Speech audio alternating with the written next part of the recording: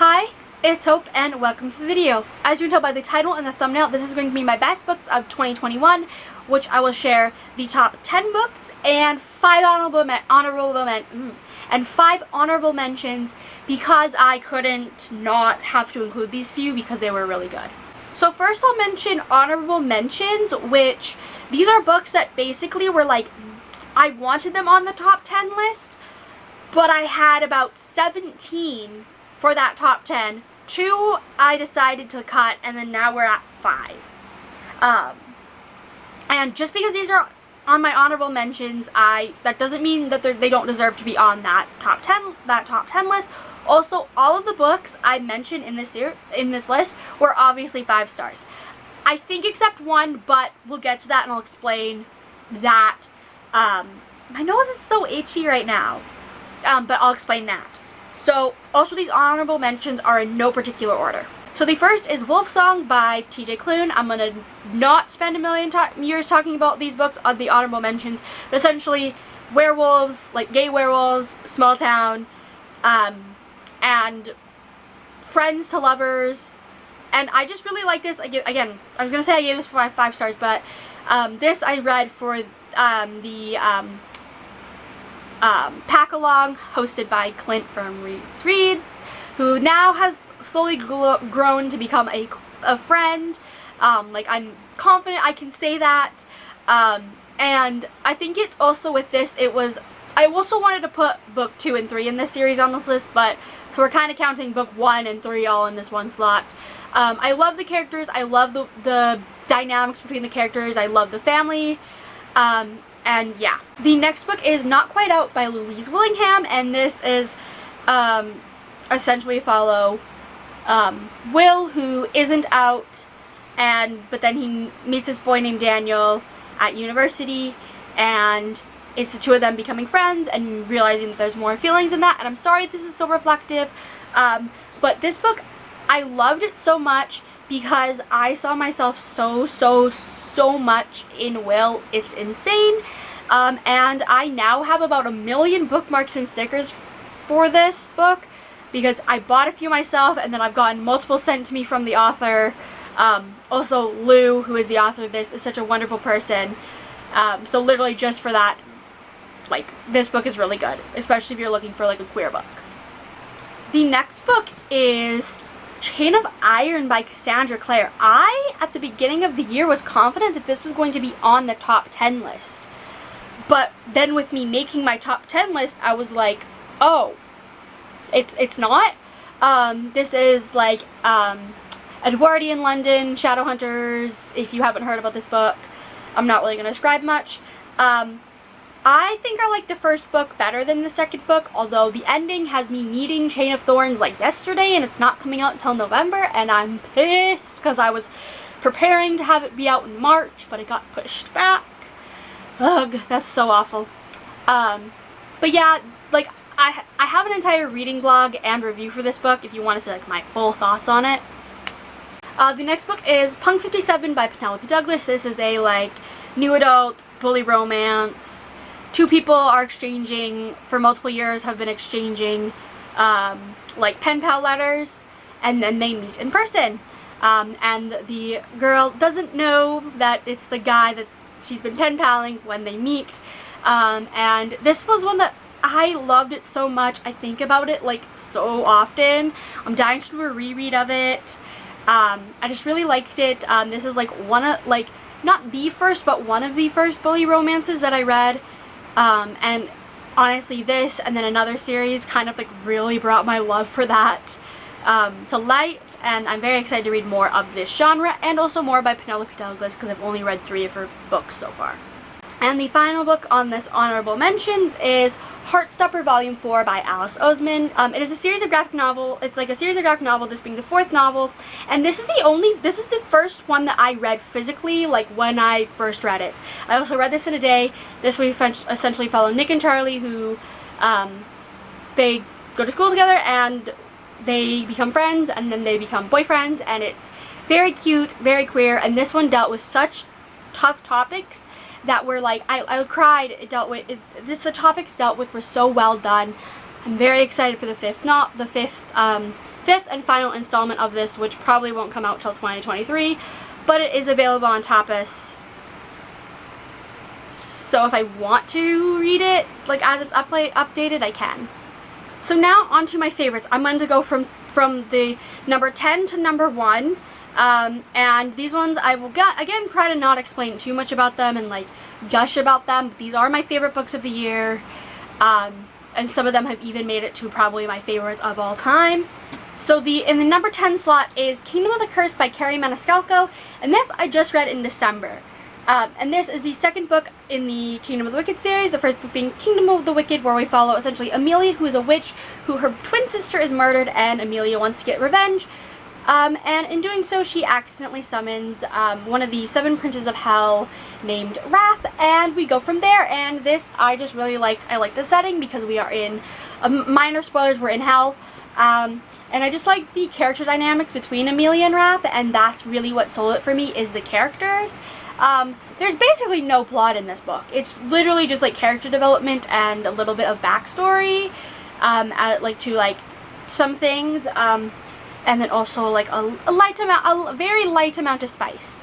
But I really enjoyed this, and I'm honestly shocked it made it onto this list, but not at the same time, if that makes any sense. The next book is A Court of Silver Flames by Sarah J. Maas. If you want to see my full thoughts on this, I have a review and a reading vlog. But essentially this is the fourth/fifth. It's the fourth main book, but the fifth in total because there is one novella. But this is kind of like the continuation of the Court and Thorn and Rosen series, which I'm not going to explain, but this is essentially like Cassian and Nesta's story. And I really enjoyed this. This was one of my most anticipated releases of the year, and I just really loved it. And yeah, I don't really know what else I have to say about this book. It's in the number 9 slot. I kind of thought it was going to be higher, but then I read a bunch of other books.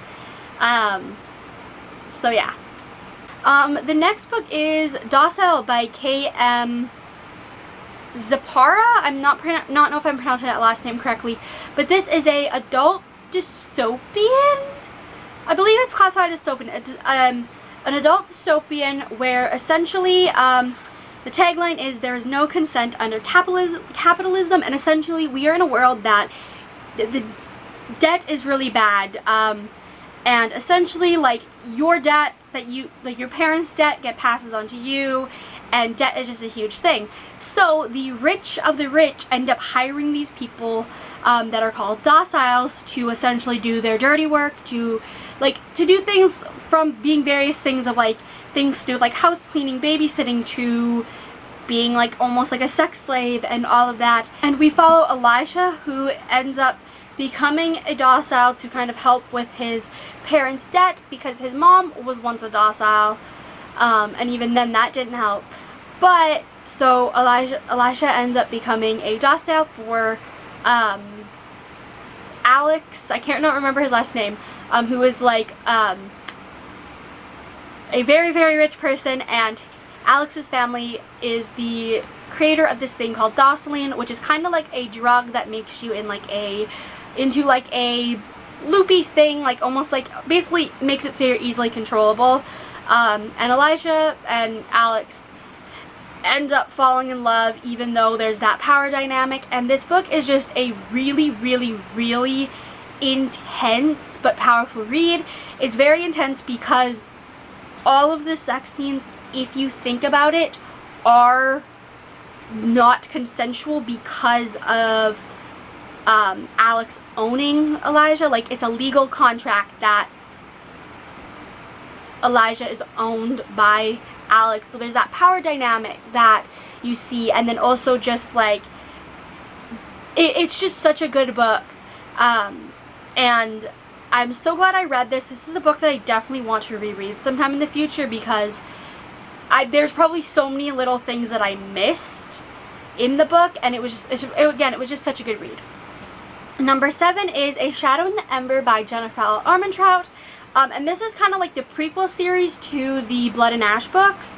It can kind of be read as a separate series, but reading the first books like the Blood and Ash books kind of makes this make more sense.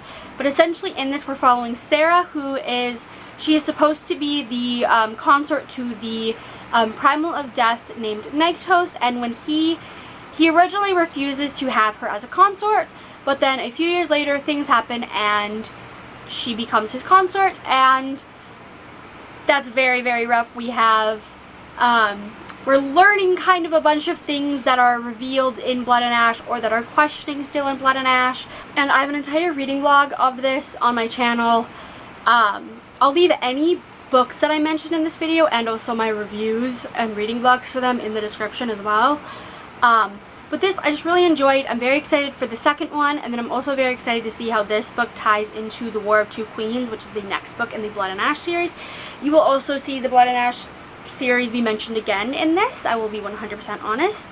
And yeah, I just really enjoy this. I like the characters, I like the dynamics between the characters, and yeah, I don't really have any other words for this, except I really, really enjoyed it. The next book, well, it's technically 3 books, but I couldn't pick which one was my favorite, so I'm including all of them, is the Illuminae Files by Amie Kaufman and J. Kristoff. That being Illuminae, Gemina, and Obsidio. And these are essentially, it's a sci-fi series where essentially we have this planet, the planet of Carenza 4, that is attacked by this company, as it is an illegal, the colony, technically a colony, not a planet, but the colony is attacked by this company because it is a legal mining company, and everyone has to flee onto spaceships, and we follow characters on the spaceship, and then eventually leading into more things. But this is told in mixed media, and I read the book and the audiobook together, like the physical book and the audiobook together, and it was such an amazing experience. Honestly, an experience I kind of want to do again, maybe sometime in the near future, because I just love these books so much. I love the characters, I loved the audiobook so much. The audiobook is full cast with like music in some aspects and sound effects. It was just so beautiful, and like I couldn't pick a favorite because book 1 we're mainly following the characters of Katie and Ezra, and then in book 2 we're following the characters of Hannah and Nick on like a different place, we'll call it. And then in the third book we're following those 4 main, we're following like those original characters that I mentioned, but then also we're following Asha and Reese, who are at a different spot, and then it's like everybody kind of interacting is really good. The ending was like beautiful. I just love this so much. I literally could gush about it forever, of how like just mainly how good the audiobook is. That's really what it is. It's just the audiobook is so amazing. Without the audiobook and the physical book, I DNF'd Illuminae in 2020. So that shows how much that a format can affect your reading. In the number 5 slot, I don't know if I've been keeping track of the numbers. Oops, but the number 5 slot is Bonded Fate by Beck Micheals, and hey, here's to show how much I love this book. This is a special edition. That is like, it's signed, it has a beautiful thing, and this is the second book in the Guardians of the Maiden series, the first book being Divine Blood, which I think you can see right back there.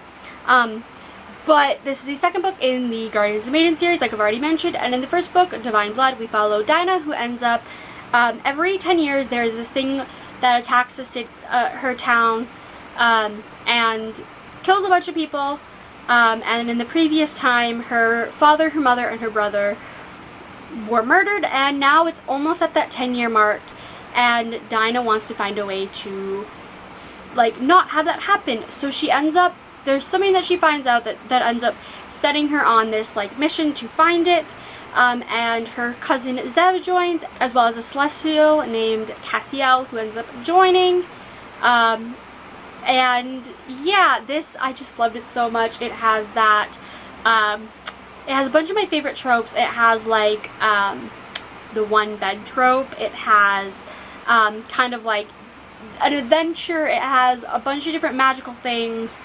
It has an accidental marriage bond.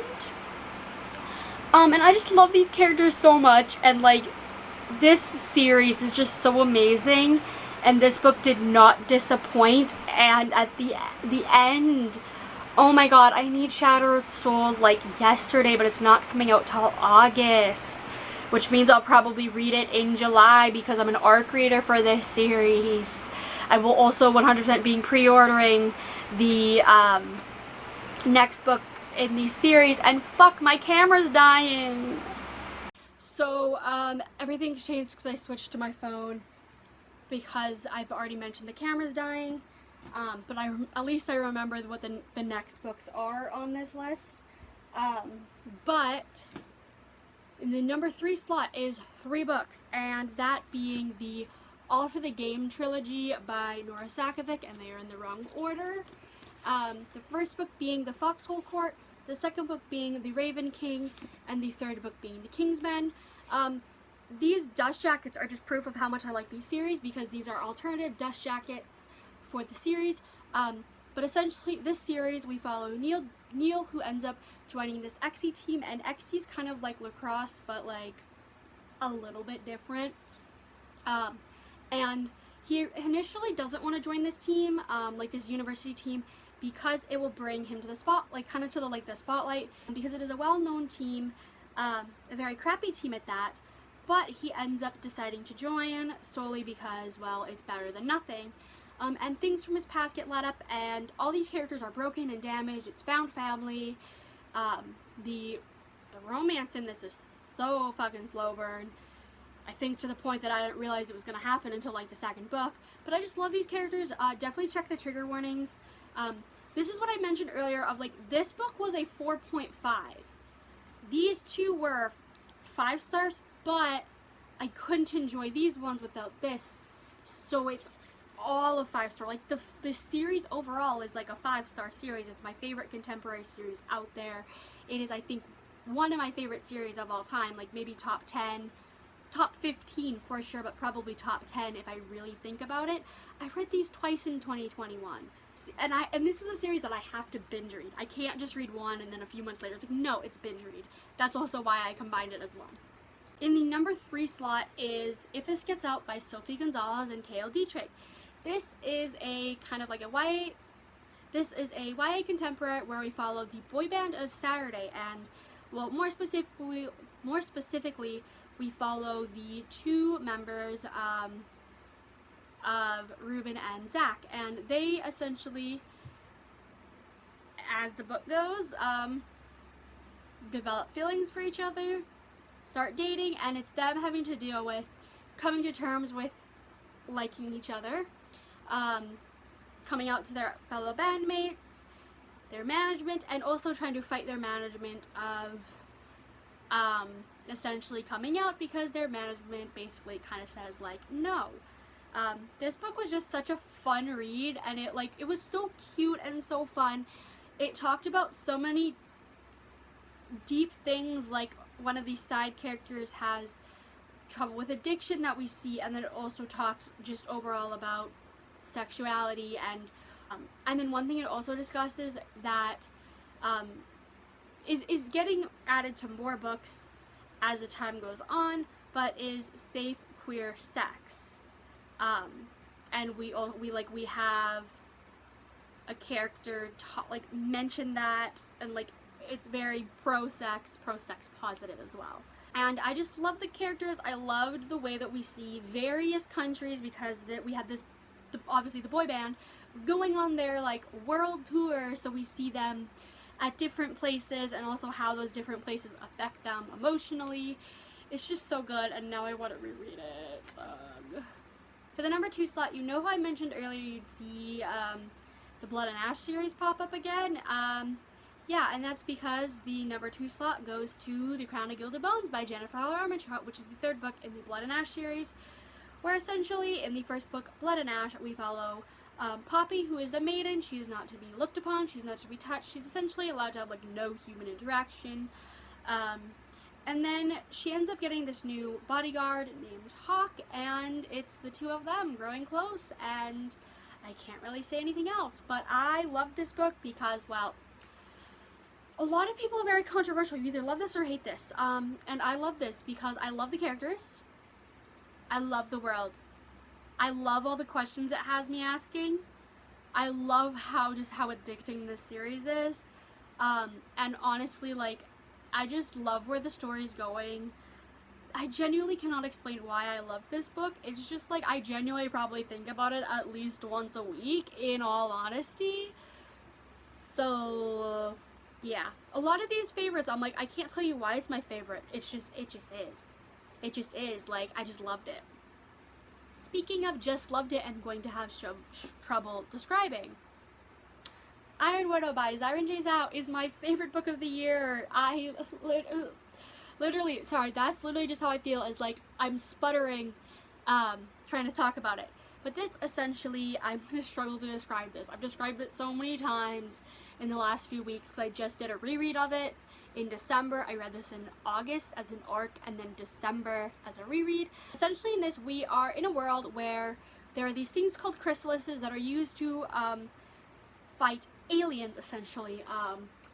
And essentially, these chrysalises are powered by two people. We have a man and a woman, and a lot of the time the men are more powerful than the women. They have this, they power the chrysalises on this thing called chi. I don't know if I'm pronouncing that right, but like, that's my guess at how it's pronounced.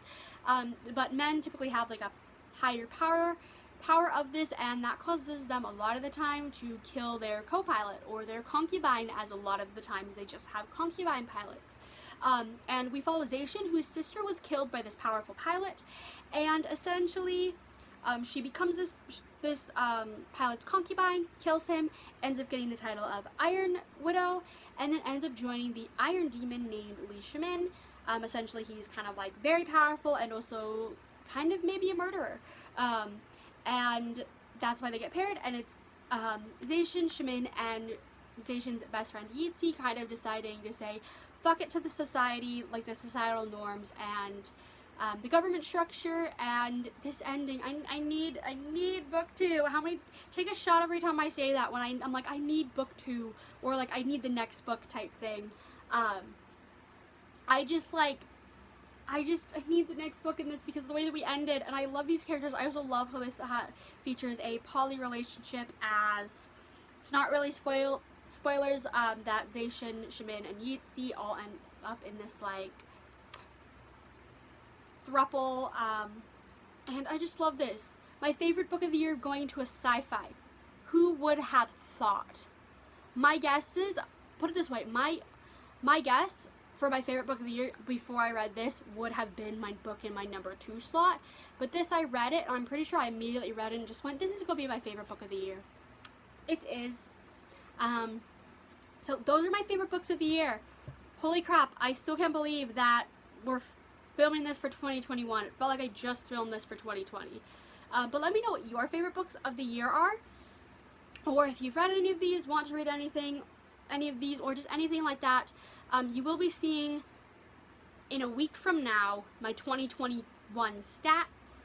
I feel like I just want to mention that because I feel like a lot of people have already had these kind of videos out, but I'm like, I'm running on a deadline for school. I'm just trying to film when I can film and edit when I can film and edit, and now is like barely the time.